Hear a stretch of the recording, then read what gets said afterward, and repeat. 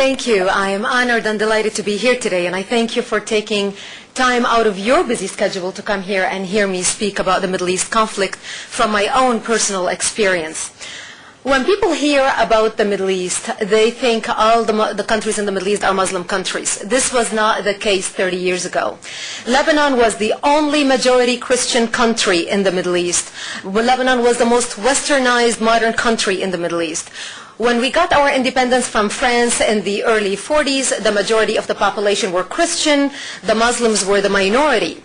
We prospered, we built the country, we are the descendants of the Phoenicians, we were good in commerce, and in a very short period of time, Lebanon became Paris of the Middle East, the banking capital of the Middle East. We had the best universities in the Middle East, the best education centers, the best schools, the best theaters. We exported the theater and the art to the rest of the Arabic world. That's why a lot of Arabic countries understand the Lebanese dialect through our culture, but while we do not understand many of theirs.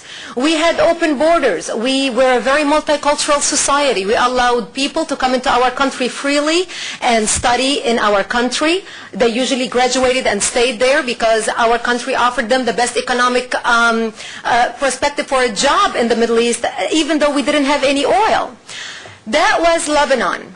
The situation began to change gradually as the Muslims started growing and becoming more than 50% of society.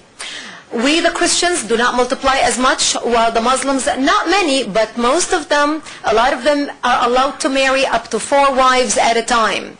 This is how they multiplied. We started shrinking, they started growing. The most famous Muslim in the world today is Osama bin Laden. Osama bin Laden is 1 out of 53 children. He himself has 27 children. Between father and son, they have produced 80 children. How many people do you know, my dear friends sitting in this room, have produced 80 children, if you're willing to confess? And we're not talking about his other 52 brothers and sisters. This is what tipped the scale in the Middle East over the years. And we always had our problem controlled with the Muslims until the influx of the Palestinians out of Jordan, when King Hussein kicked them out of Jordan in Black September. And actually King Hussein killed more Palestinians in Black September than the State of Israel has killed in all its existence.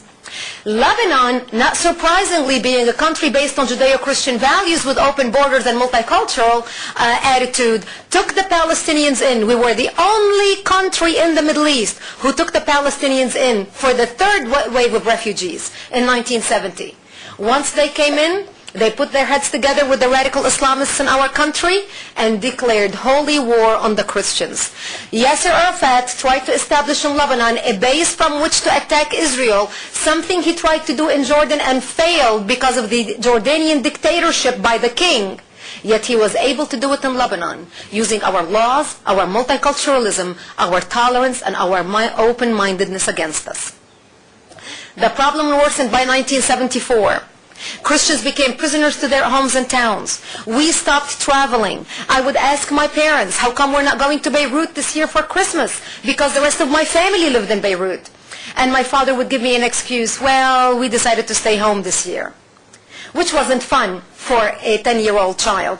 And you have to understand, I'm an only child to my parents. My parents were married for over 20 years. They could not have any children. My mother was 55 years old and my father was 60 when I was born. So staying home with 2 elderly parents on Christmas wasn't that exciting.